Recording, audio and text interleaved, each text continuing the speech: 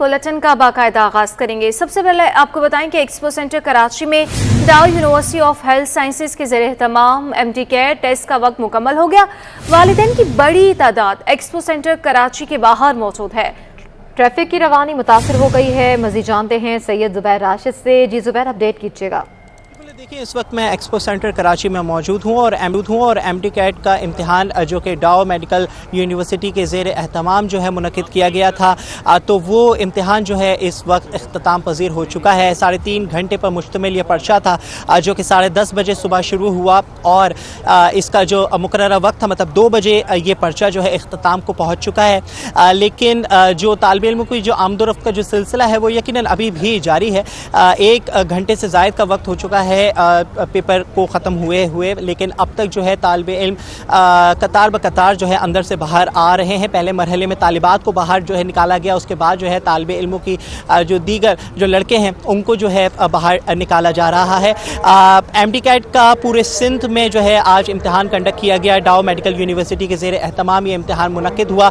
इसके अलावा दफ़ा 144 भी इम्तिहानी जो ये मरकज़ जो है कायम किया गया है, इसके एतराफ़ में नाफिज की गई है। सिक्योरिटी के भी खासर खा इंतजाम हमें देखने को यहाँ पर नजर आए। रेंजर्स पुलिस की भारी नफरी जो है यहाँ पर तैनात है। किसी भी किस्म की नाखुशगवार वाक़े से निपटने के लिए भी पुलिस एहलकार जो है मौके पर हमें तैनात दिखाई दिए। इसके अलावा आज पूरे सिंध में जो है 41,000 जो है तालिब इल्मों ने MD कैट के इम्तिहान में हिस्सा लिया है, जिसमें कराची की 5 मेडिकल यूनिवर्सिटीज़ और डेंटल इंस्टीट्यूशंस जो है वो शामिल हैं। इसके अलावा 3600 MBBS की सीट्स के लिए आज टेस्ट दिए गए, जबकि BDS के अगर सीट्स के हवाले से बात की जाए तो 1190 जो है सीट्स के लिए आज तालिब इल्मों ने जो है MD कैट का जो पर्चा है वो दिया है।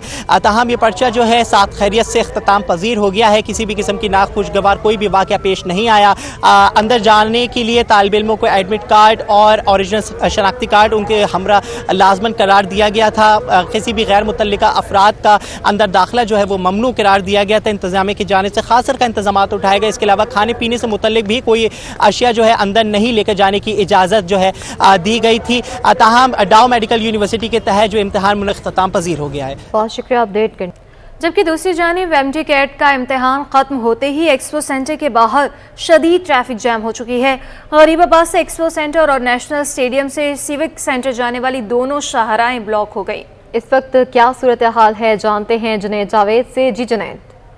देखिए जी, MD कैट के इम्तहानात में शरीक होने वाले लोग बहुत ज़्यादा अजियत में है, क्योंकि इंतज़ामिया की जानिब से जो है वो पार्किंग का कोई मुनासिब बंदोबस्त नहीं किया गया। मेरे कैमरामैन आपको दिखाएंगे कि इस वक्त भी जो है शदीद ट्रैफिक इस वक्त एक्सपो सेंटर और सिविक सेंटर के अतराफ में जो है वो जाम हो चुका है। ट्रैफिक पुलिस यहाँ पर नज़र तो आ रही है, लेकिन ये मामला कंट्रोल करना उसके भी बस की बात लग नहीं रहा है। जबकि दूसरी जानिब हम देख रहे हैं कि लोगों ने वन वे भी जो है वो गाड़ियाँ पार्क कर दी हैं। मिनटों का सफ़र जो है अब घंटों में तय हो चुका है। जिस शख्स को अगर नेशनल स्टेडियम रोड जाना है गरीबाबाद से, तो वो बासानी नहीं पहुंच सकता, क्योंकि बहुत ही ज़्यादा ट्रैफिक इस वक्त जाम है। कुछ वालिदैन हमारे साथ मौजूद हैं, इनके बच्चे भी जो है यहाँ पर MD कैट टेस्ट में जो है वो हिस्सा ले रहे हैं। भाईजान, ये बताइएगा कि आप लोगों ने गाड़ी कहाँ पार्क की, क्या मसले मसाइल का सामना किया? हम लोगों ने गाड़ी इस तरफ पार्क की बिल्कुल लास्ट में, और आप देखें एक्सपो सेंटर की ये पार्किंग पूरी खाली पड़ी हुई है। अगर इस तरह से ये पार्किंग दे देते वालिदैन को तो बआसानी ये सारे काम हो सकते थे, तो इतनी लोगों को परेशानी ना होती। अब देखें, अब सब ख्वार हो रहे हैं। हम गाड़ियां कहाँ खड़ी करके आए, खुद कहाँ हैं, हम अपने बच्चों का वेट कर रहे हैं। पिछले तकरीबन 2.5-3 घंटे से हम ख्वार हो रहे हैं। आप बाकी तो नज़रिया आप देख रहे हैं सब चीज़ें। जी बिल्कुल, इंतज़ामिया की जानिब से सिविक सेंटर के अकब में 2 खाली प्लॉट्स हैं, वहाँ पर भी पार्किंग का बंदोबस्त किया गया था। और इसके साथ जो ये गली है सिविक सेंटर वाली KDA वाली जो गली है, इस गली के अंदर भी जो है वो बंदोबस्त किया गया था, लेकिन वहाँ पर भी जो है लोगों ने गाड़ियाँ पार्क कर दी हैं। और इस वक्त वो जो हिस्सा है वो भी मुकम्मल तौर पर भर चुका है। इस वक्त कोशिश की जा रही है ट्रैफिक पुलिस और इलाकाई पुलिस की जानिब से किसी तरीके से ट्रैफिक की रवानी को बहाल रखा जाए, लेकिन अभी भी ट्रैफिक की रवानी को बहाल होने में कम से कम 1 घंटा लग सकता है। जी, नेशनल स्टेडियम के अतराफ की सड़कें शहरियों के लिए वबाल जान बन गई। जगह जगह खुले गटर आए रोज हादसा का सबब बन रहे हैं। मुतलका इदारे अपनी जिम्मेदारी निभाने में नाकाम हो गए हैं। इस पर मजीद बताएंगे हमारे नुमाइंदे जावेद इकबाल। जी, वैसे शहर कायद में नेशनल स्टेडियम के सामने मौजूद हूँ। देखें, ये नेशनल स्टेडियम है, ये मरकजी सड़क है स्टेडियम के सामने, और आपको दिखाऊंगा शहर में जगह जगह गटर ऐसे हैं जो बगैर ढक्कन के। तो एक उनमें से ये भी है। और ये एक लौता गटर नहीं है जो बगैर ढक्कन के, ये यहाँ पे जो पूरी ये सड़क है इस पे कोई 13 से 14 गटर ऐसे जो बगैर ढक्कन के, यानी यहाँ से लोग मुस्तकिल आने आने करते हैं, फुटपाथ पे से लोग आते हैं और रोड पर से गाड़ियाँ आ रही हैं, लेकिन एक गटर भी ऐसा नहीं यहाँ पे जिसका ढक्कन हो। तो यहाँ पे लगता है इंतज़ामिया बिल्कुल ही गाफिल इन मसाइल से अवामी, और यहाँ पर आए रोज़ इस वजह से हादसात भी होते हैं। और आपको पता है कि कराची में पिछले कई रोज़ से मुख्तलिफ वाक़यात रूनुमा हो रहे हैं। हर गली मोहल्ले में ऐसे गटर ज़रूर मौजूद हैं जहाँ ढक्कन नहीं है। तो जो मुकामी इंतज़ामिया, बल्दिया की इंतज़ामिया और मुख्तलिफ शहरी इदारे हैं, वो लगता है इनको ये चीज़ें नज़र नहीं आती, अवामी मसाइल क्या हैं। उनकी तवज्जो ऐसा लगता है कि शहर में सिर्फ शारा फैसल पर मरकूज़ है, कि शारा फैसल को बस कराची समझते हैं, उसी को ऑन करते हैं, सिर्फ वहीं पे खूबसूरती के लिए काम हो रहा है, वहाँ पे तज़ीन और आइश के लिए काम हो रहा है, वहाँ पे पौधे लगाए जा रहे हैं, वहाँ पे फुटपाथ की धुलाई हो रही है, वहाँ पे फुटपाथ की सफाई हो रही है, गटर के ढक्कन वहाँ भी आपको मुनासिब मिलेंगे। लेकिन शहर के अक्सर इलाकों में यही सूरत हाल है कि गटर बगैर ढक्कन के हैं। और ये यहाँ पे कोचिंग सेंटर इसके एक तरफ है, दूसरी तरफ नेशनल स्टेडियम में शाम और सुबह के औकात में यहाँ पे खिलाड़ी नौजवान आते हैं ट्रेनिंग वगैरह करने के लिए, उन्हें भी मुश्किलात का सामना है। लेकिन जो मुकामी इंतज़ामिया है वो बिल्कुल मसाइल से लाइल्म और गफलत का मुजाहरा कर रही है, उन्हें कोई फ़िक्र नहीं है इस मसले की। हमारे साथ कई लोग इस हवाले से आए रोज़ शिकायत करते रहते हैं कि इस हवाले से रिपोर्ट बनाई जाए, और कई बार रिपोर्ट मीडिया बनाता भी है, लेकिन मुकामी जो इदारे हैं, शहरी इदारे, वो फिर भी हरकत में नहीं आते। 13 से 14 गटर के ढक्कन ऐसी हैं, ये गटर यहाँ पर ऐसी हैं जो ढक्कन नहीं है उस पर। तो हमारी एक बार फिर अपने रिपोर्ट के ज़रिए, इस वीडियो न्यूज़ के ज़रिए इंतज़ामिया से अपील होगी कि वो इस मसले को हल करें, ताकि जो अवामी मुश्किलात हैं वो थोड़ी बहुत तो हल हों। जी, करीमाबाद में ट्रैफिक के मसाइल हल करने के लिए बड़ा इकदाम, अपनी तर्ज के मुनफरिद अंडरपास की तामीर का काम शुरू हो गया है। हुसैनाबाद से मूसा कॉलोनी तक अंडरपास 2 किलोमीटर तवील होगा। तफसीलात बता रहे हैं हमारे नुमाइंदे रिजवान अहमद।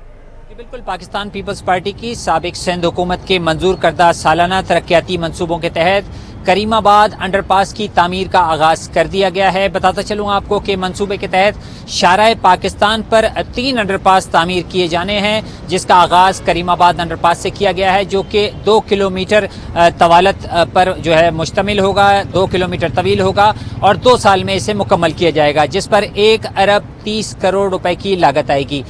करीमाबाद अंडरपास की अगर तामीर की बात की जाए तो 300 मीटर का एक टनल अंडरपास होगा, जो कि डबल स्टोरी और अपनी नौयत का मुनफरिद मंसूबा होगा, जिसके ऊपर और नीचे भी ट्रैफिक जो है वो फ्लो करेगा।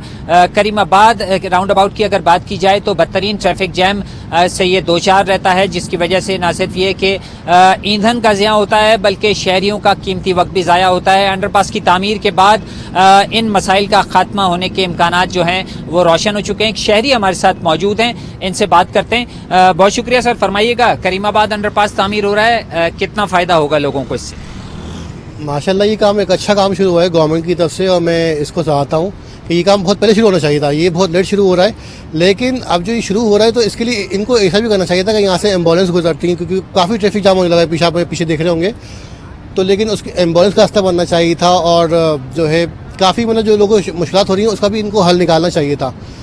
लेकिन ये कि जो अंडरपास बनना है ये तो अच्छी बात है बनना, और ऐसे कई तरक्याती काम कराची में होने चाहिए मैं कहता हूँ, क्योंकि कराची तरक्की करेगा तो मुल्क तरक्की करता है, पाकिस्तान तरक्की करता है। लेकिन अब जो है कराची ही काफ़ी अर्से से बैठा हुआ था। ये मुझे बताइएगा, आपकी अंडरपास अगर कंप्लीट होगा तो कितना सहल हो जाएगा लोगों के लिए, आमदोरफ्त गाड़ियों का, ट्रैफिक का फ्लो कैसा होगा? अंडरपास बनने के बाद देखें ये काफ़ी अच्छा होगा कि जैसे कि सुनने में आ रहा है कि ऊपर से भी गाड़ियाँ गुजरेंगी, नीचे से भी, तो इससे कि काफ़ी ट्रैफिक का दबाव कम हो जाएगा। जो यहाँ पे स्टाल लगते हैं, नाजायज़ स्टाल लगे हुए हैं, फिर बाइक है, फिर रक्शे वगैरह आ जाते हैं, तो इस वजह से ये जो है ट्रैफिक का दबाव काफ़ी कम हो जाएगा, और जो है लोग जो गुजरते हैं उनके लिए भी आसानी हो जाएगी। बिल्कुल, कहा यह जा रहा है कि करीमाबाद अंडरपास की तामीर से न सिर्फ ये कि ट्रैफिक का फ्लो बेहतर होगा बल्कि लोगों को आमदोरफ्त में भी आसानी जो है वो मैसर होगी। ये भी बताता चलूँ आपको कि अंडरपास को बारिशों में महफूज रखने के लिए इस करीमाबाद अंडरपास में एक ज़ेर ज़मीन अंडरग्राउंड वाटर टैंक भी तामीर किया जा रहा है, ताकि बारिशों के दौरान जो है वो अंडरपास पानी से ना भरे और ट्रैफिक का फ्लो मुतासिर ना हो। शुक्रिया। हाउसिंग कमिश्नर कराची की हिदायत पर मुनाफाखोरों और ज़ख़ीरा अंदोज़ों के खिलाफ क्रैकडाउन जारी है। ताज़ा कार्रवाइयों में 74 दुकानदारों का चालान, 6,35,000 रुपये जुर्माना और 3 दुकानें सील भी की गई हैं।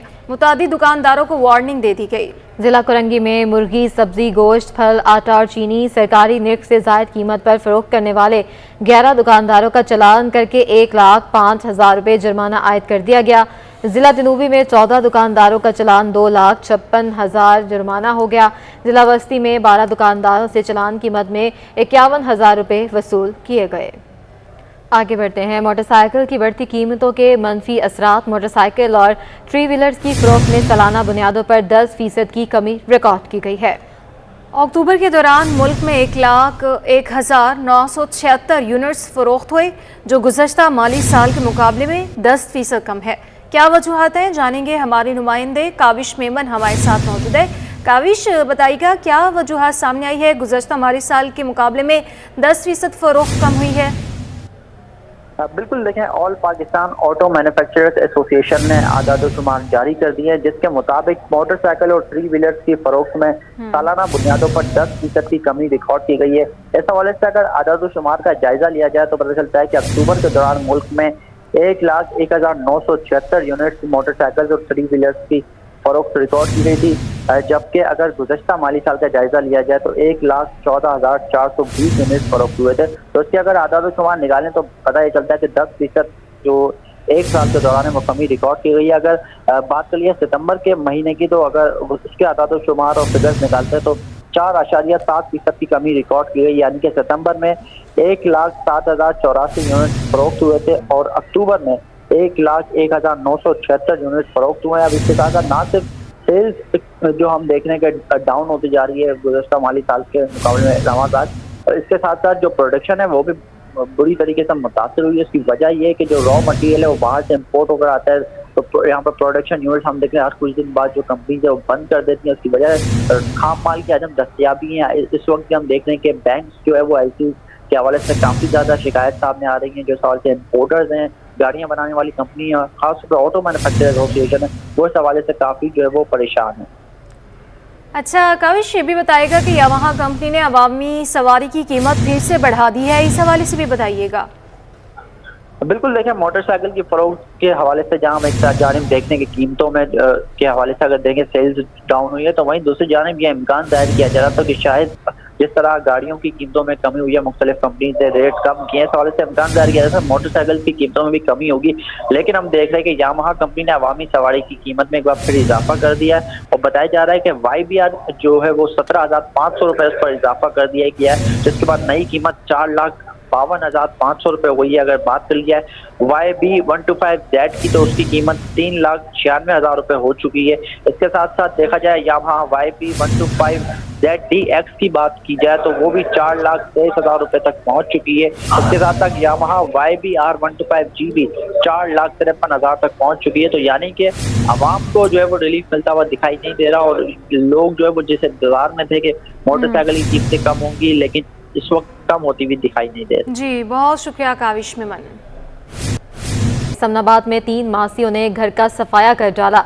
मासी ने अपनी साथियों की मदद से 6 तोले सोना और 1.5 लाख से जायद की रकम चोरी की और रफू चक्कर हो गई। पुलिस के मुताबिक वाक़े का मुकदमा समनाबाद थाने में दर्ज कर लिया गया है। जी हाँ, समनाबाद में 3 मासियों ने घर का सफाया कर डाला है और मासी ने अपनी साथियों की मदद से 6 तोला सोना और 1.5 लाख से जायद की रकम चोरी भी की है और रफू चक्कर हो गई। पुलिस के मुताबिक वाक़े का मुकदमा समनाबाद थाने में दर्ज कर लिया गया है।